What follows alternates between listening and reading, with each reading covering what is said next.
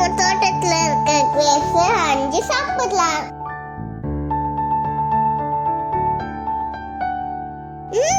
சூப்பரா இருக்கு.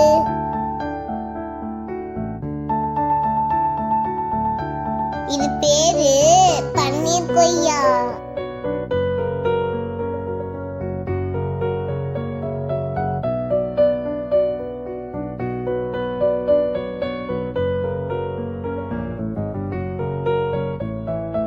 இது நெல்லிக்காய் மாதிரி லைட்டா புளிக்கும்.